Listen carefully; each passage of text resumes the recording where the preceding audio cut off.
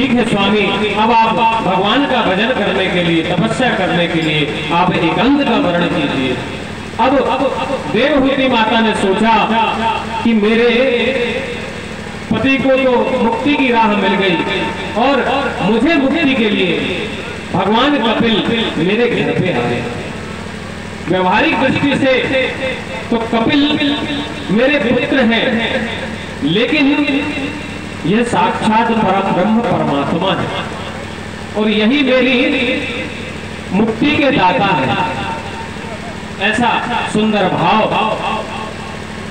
मां के हृदय में आया और मां कपिल भगवान की स्तुति करने लगी और कहने लगी कि हे प्रभु, आपका जो ज्ञान है वह कुल्हाड़ी के समान हमारे मोह रूपी वृक्ष को काट देगा। तम त्वागताहं शरणं शरण्यं स्वभूत संसार तरो कठोरम जिज्ञासायहं प्रकृते पुरुषस्य नमामि सर्वधर्मा विद्यां वरिष्ठम्। तो हे प्रभु, अपने दास के जो अहंकार मोह रूपी जो वृक्ष है उसे काटने में आप कुल्हाड़ी के, हे भगवान मैं आपकी शरण हूं, आप मेरा उद्धार कीजिए, मेरे जीवन के अंधकार को मिटा करके ज्ञान रूपी प्रकाश को मेरे जीवन में फैलाइए। और अब कपिल भगवान माता को माध्यम बनाकर के सांख्य दर्शन का उपदेश माता को दे रहे हैं। सांख्य शास्त्र की खोज कपिल भगवान ने की और जन जन को सांख्य दर्शन का महत्व बताया। हमारे ऋषियों ने 6 शास्त्र बताए हैं: न्याय शास्त्र, वैशेषिक शास्त्र, मीमांसा शास्त्र, सांख्य शास्त्र, योग शास्त्र और वेदांत शास्त्र। ये 6 प्रकार के शास्त्र हैं जिनमें सांख्य शास्त्र कपिल भगवान ने हम सभी को, माता को माध्यम बनाकर सबको दिया। अब मां कहती है कि भगवान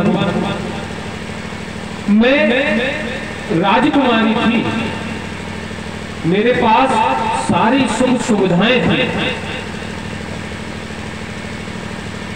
दास दासियां सब कुछ मेरे पास था। मैं पिता के पक्ष में भी बहुत सुख सुविधाओं से भरी रही। मेरा विवाह भी एक श्रेष्ठ व्यक्ति से हुआ, तपस्वी से हुआ, और मैं अपने संतान पक्ष से भी सुखी। मेरी कन्याओं का विवाह सब ऋषियों से हुआ और कन्यादान बड़े बड़े महापुरुषों ने किया।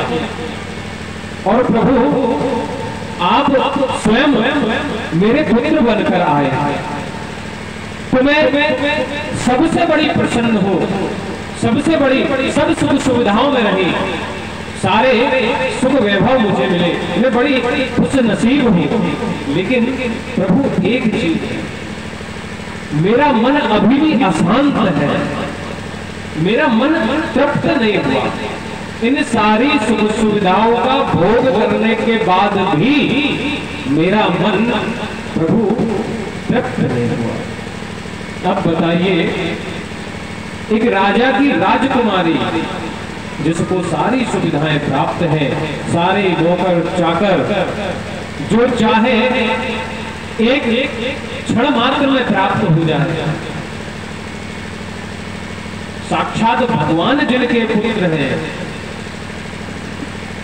जिनकी कन्याओं का विवाह ब्रह्मा जी के पुत्रों से हुआ, ऐसी माता भी भगवान से क्या कहती है कि मेरा मन तृप्त नहीं हुआ, मेरा मन अशांत है। भगवान इसका निराकरण क्या है? क्यों नहीं, मुझे अभी तक तृप्ति क्यों नहीं मिली सुखों से। तो कपिल भगवान ने कहा, मां जो हमारी इच्छाएं है ना, जो हमारी इच्छाएं हैं ये मन में होती है। तो जब इन इच्छाओं से बड़ा कुछ हमें मिल जाए तभी हम तृप्त हो सकते हैं। और मन का पेट तभी भरेगा जब हमारी जो इच्छा है उनसे कुछ ऊंचा मिल जाएगा, उनसे कुछ महान मिल जाएगा। और मां महान से महान है भगवान, मदन मोहन, जो मन को भी मोह ले, ऐसे है मनमोहन गोविंद हमारे। तो वो मिल जाए ना मां, तब मन का पेट भरेगा, क्योंकि भगवान इच्छाओं से परे हैं। हम जो भी इच्छा करें, जितनी भी इच्छा करें, भगवान हम उन इच्छाओं से परे हैं। तो अगर माता हमारे मन में भगवान का चिंतन, भगवान का स्मरण होने लगे, तब ही हम तृप्त होंगे। बाकी हमें इस जगत के सुख क्या, स्वर्ग के भी सुख मिल जाएं तो हम सुखी नहीं हो सकते। तो हमें भगवान चाहिए। क्यों? कोई तन दुखी, कोई मन दुखी, कोई तन दुखी, कोई मन दुखी, कोई धन बिन रहत उदास, कोई तन दुखी, कोई मन दुखी, कोई धन बिन रहत उदास, थोड़े थोड़े सब दुखी, सुखी केवल राम को दास। सुखी केवल राम का दास है। संसार का कितना ही वैभव मिल जाए, स्वर्ग के भी सुख मिल जाए, तब भी व्यक्ति तृप्त नहीं हो सकता। इसलिए भगवान से सुख की कामना ना करके भगवान की ही कामना करें। कपिल भगवान कह रहे हैं, मां भगवान की ही कामना करो। और मन जब वश में हो जाएगा तो भगवान की ओर मन लगने लगेगा। मां ने कहा कि भगवान मन वश में कैसे हो? तो कपिल भगवान कहते हैं, संतों का संग करो। संतों का संग करने से मन वश में होता है। अच्छा, मां ने कहा, भगवान संत की पहचान क्या है? हम कैसे जाने कि ये संत है और ये असंत है? आज संसार में कई तरह के संत बनकर घूमते हैं। संत होना अलग बात है और संत का वेश धारण करना अलग बात है। भैया, वेश तो 200-500 रुपए में बनाया जा सकता है। संत का एक धोती 200-250 की धोती, कुर्ता, तिलक लगा के हम संत का वेश तो बना सकते हैं, पर जो आवेश है, भक्त का आवेश है, वो कैसे आएगा? मीरा माई की मूर्ति 5,000-10,000 में मिल जाएगी, गिरधर गोविंद की जो मूर्ति रखा करते। लेकिन मीरा माँ में जो भक्ति का आवेश था, महाराज 5,000 वर्ष भी कम पड़ेंगे मीरा माँ की तरह भक्ति प्राप्त करने। तो संत होना यह संत की निशानी है। संत बना नहीं जाता, संत हुआ। और यह भगवान की कृपा से मन में, मन का वैराग्य का स्थान मन है, शरीर नहीं।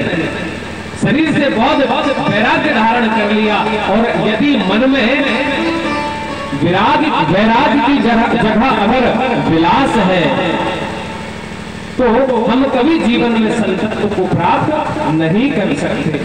तो अभ्यास मां संतों के सत्संग से ही मन में वैराग्य पैदा होता है। बिनु सत्संग विवेक न होई, राम कृपा बिन सुलभ। सत्संग से ही विवेक की प्राप्ति होती है और विवेक से ही वैराग्य मिलता है। तो संतों की क्या पहचान है? कपिल भगवान कहते हैं तितिक्षुवा कारुणिकः सुहृदया सर्वदेहिनां अजात शत्रवः शान्तः साधवः साधुभूषणः। जो सहनशील हो, जिसमें प्रतीक्षा हो, कोई निंदा करे उसमें भी सम रहे और कोई स्तुति करे स्वागत करे उसमें भी सम रहे, फूल के गुफा ना हो जाए कि भैया ये तो शरीर है, देखो ये शरीर का कितना ही स्वागत कर लो, एक दिन ये अग्नि में सब जल जाएगा। छित जल पावक गगन शरीरा पंच रचित यह अधम शरीरा। यह शरीर अधम है, इसको ये तो अंदर जीवात्मा है, इसलिए ये सुनने देखने में सुंदर आकर्षक लगता है, हम आकर्षित होते हैं, लेकिन वास्तव में इसकी गति क्या है? कपिल भगवान कहते हैं भैया ये जो शरीर है ना, ये अधम शरीर है, ये 5 तत्वों से मिलकर बना है। और जो संत होते हैं वह शरीर की निंदा, उस शरीर की स्तुति में नहीं फंसा करते, वह सहनशील होते हैं, उनकी जगत निंदा करे लेकिन वह कभी किसी की निंदा नहीं करते, सदा मुस्कुराते रहते हैं, क्योंकि उन्होंने जान लिया है कि यह संसार है, मिथ्या है। बाबा भोलेनाथ ने बड़ा सुंदर कहा है, उमा कहूं मैं अनुभव अपना सत हरि भजन जगत सब सपना। तो मां जिसने इस जगत को स्वप्नवत जान लिया और हरि को सत्य मान लिया वही संत है। और यहाँ भोलेनाथ अनुभव की बात कर रहे हैं, अनुमान की बात नहीं कर रहे कि उमा देवी मेरा अनुमान है। अनुमान मतलब शायद यह संसार स्वप्न हो। भगवान भोलेनाथ यहाँ पे कह रहे हैं अपना अनुभव, शिव जी अपना अनुभव बता रहे हैं कि ये जगत सपना ही है, केवल भगवान हरि अपना। उमा कहूं मैं अनुभव अपना सत हरि भजन जगत सब सपना। और संत के हृदय में करुणा होती है, वह किसी के दुख को नहीं देख सकता। संत रामचरितमानस कहती है संत हृदय नवनीत पुनीता। संत का हृदय मक्खन की तरह कोमल होता, वह किसी के दुख को देखा नहीं करता, उनका हृदय पिघल जाता है। जैसे अग्नि के ताप से घी पिघल जाता है, ऐसे ही दूसरे के दुख को देख करके संत का हृदय पिघल जाता है। धन्य है सनातन धर्म की ऋषि परंपरा, संत परंपरा। सनातन धर्म ही संतों का निर्माण करती है। धन्य है यह भारत भूमि जहां हमने जन्म लिया, और धन्य है हमारा हिंदू समाज कि हिंदुओं में ही ऐसे ऐसे संत जन्म ले रहे हैं और आगे भी जन्म लेते रहेंगे। क्यों? क्योंकि हमारे पास है ऋषियों का, शास्त्रों का निचोड़ जो हमें संत बनाती है। बड़ा सुंदर। और जब संतों को कोई कष्ट देता है तो भैया जो संत होते हैं वह शत्रु पर भी क्रोध नहीं करते, कहते इसने कष्ट जरूर मुझे दिया है, लेकिन यह भी तो ईश्वर का अंश है। जैसे मैं भगवान का अंश हूँ, ऐसे ही मुझे कष्ट देने वाला भी तो भगवान का अंश ही है। मेरे दांत से अगर जीभ कट जाए तो मैं अपने दांतों को नुकसान नहीं पहुंचाता। जीभ और दांत दोनों ही तो मेरे हैं। तो जो संत की सेवा करते हैं, संत का सत्संग करते हैं और जो संतों की निंदा करते हैं, संत की नजर में दोनों ईश्वर के हैं। संत के हृदय में द्वेष नहीं आता, और भैया जिसके हृदय में द्वेष आता है वह भगवान की भक्ति नहीं कर सकता। ऐसा बड़ा सुंदर उपदेश भगवान दे रहे हैं और इस तरह से माता को संत के लक्षण बताए और कहा कि भैया सत्पुरुषों के, जिन्होंने भगवान का अनुभव अपने हृदय में कर लिया है, ऐसे सत्पुरुषों का संग करो, भगवान की कथा श्रवण करो, तो आपको भक्ति, श्रद्धा, भक्ति, ज्ञान और वैराग्य की प्राप्ति होगी।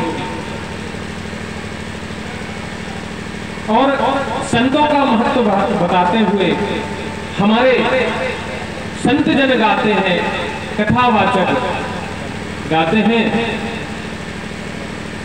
संतन के संग लाग रे, संतन के संग लाग रे, तेरी अर्जी बनेगी। संतन के संग लाग रे, तेरी अर्जी बनेगी। संतन के संग लाग रे, तेरी अर्जी बनेगी। संतन के संग लाग रे, तेरी अर्जी बनेगी। अर्जी बनेगी।